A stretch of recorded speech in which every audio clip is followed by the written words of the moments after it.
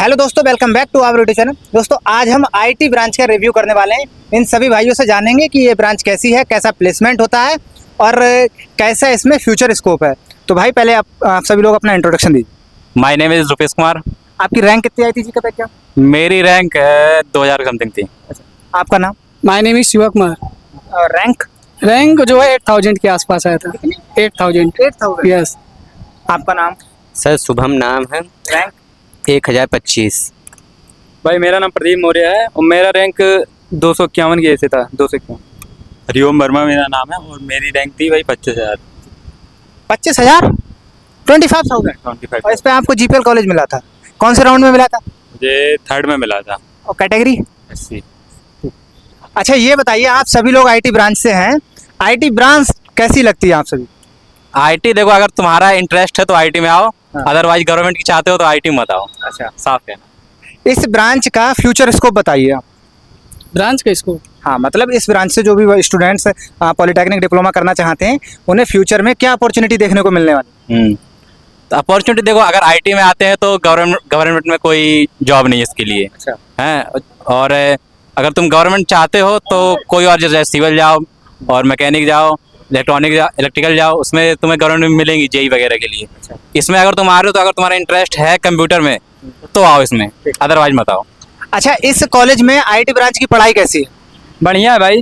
हम बता रहे हैं कि अगर तुम्हें पढ़ाई करनी है तो खुद से करो और तैयारी भी करनी है तो खुद से करो और फर्स्ट ईयर से ही शुरू कर दो अपनी तैयारी।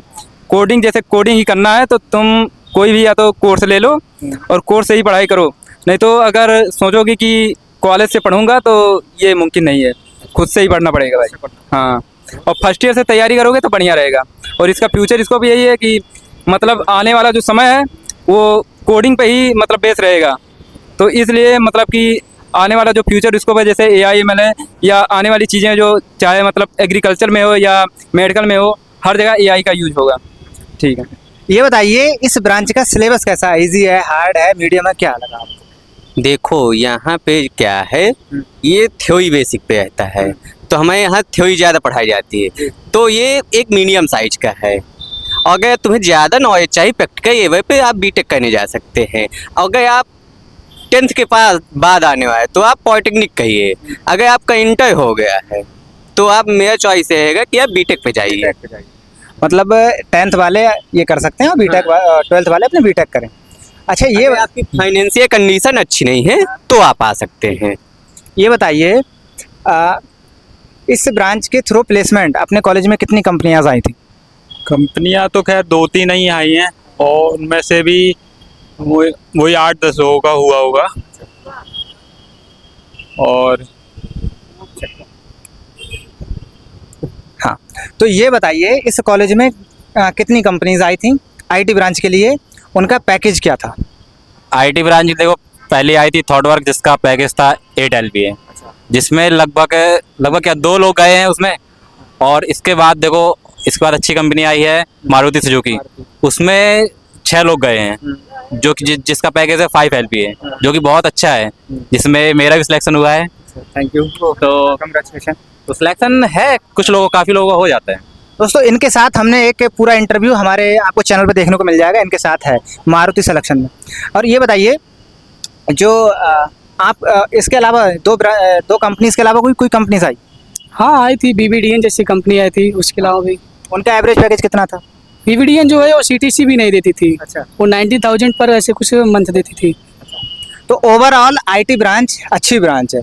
सिविल, मैकेनिकल और इलेक्ट्रिकल से कंपैरिजन करें तो ये कहाँ स्टैंड करती है? स्टैंड मतलब करती है कि इसका भी एक अलग ही स्कोप है। हाँ। अगर, क्योंकि आजकल बहुत चीज़ें AI हो गई, मशीन लर्निंग हो गई, ये सब कंप्यूटर साइंस पढ़ के ही इसी में लोग पढ़ते हैं ये सब चीज़ें। अब अगर आप मैकेनिक, सिविल वगैरह जाएंगे तो इसमें ज़्यादातर लोग जेई बनने के लिए सोचते हैं।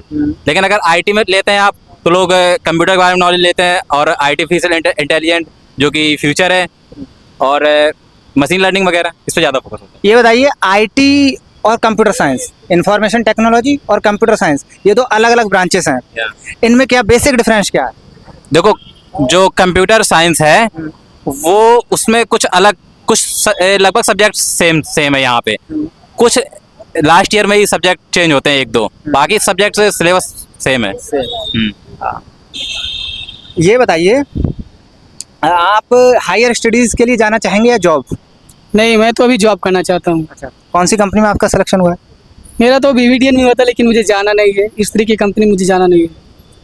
हायर स्टडीज़ के बाद हम क्या कर सकते हैं? हायर स्टडीज के बाद हाँ, इसके बाद पॉलिटेक्निक के बाद हायर स्टडीज़ में कौन से ऐसे कोर्सेज हैं जिसमें हम एडमिशन ले सकते हैं? देखो, अगर आपका पॉलिटेक्निक कंप्लीट हो रहा है तो आप बीटेक करने जाइए, नहीं तो BCA करने जाइए। हाँ, बेहतर ऑप्शन कौन सा है?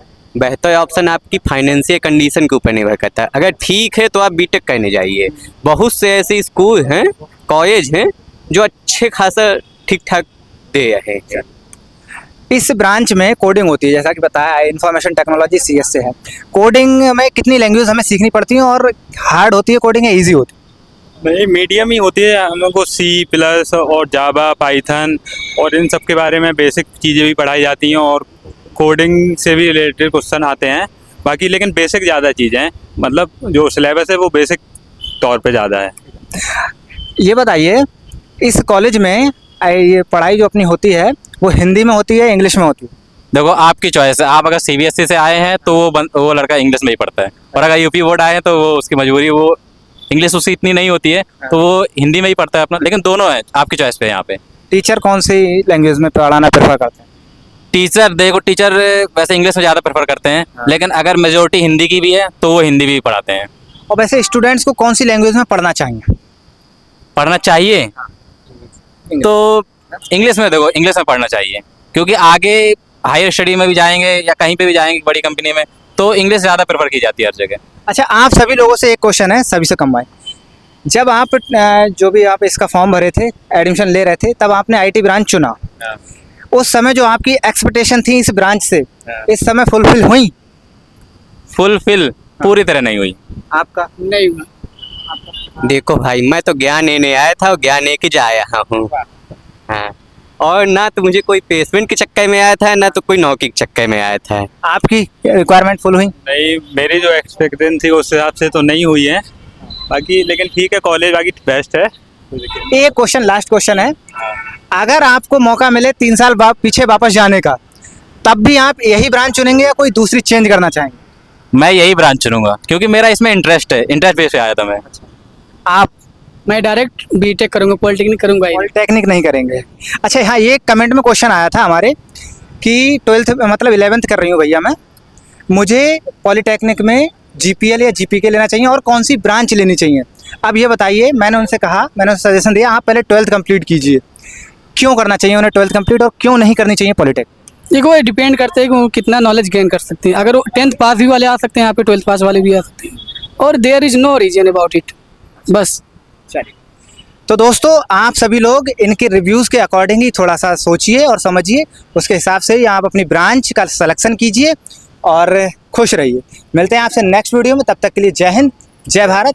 और आप सभी का रिजल्ट आ चुका होगा, एंड जिसका रिजल्ट अच्छा है उनके लिए बहुत बहुत बधाई, और जिनका नहीं आया आप मेहनत कीजिए और अच्छा कॉलेज चुनिए, आपका भी अच्छा होगा।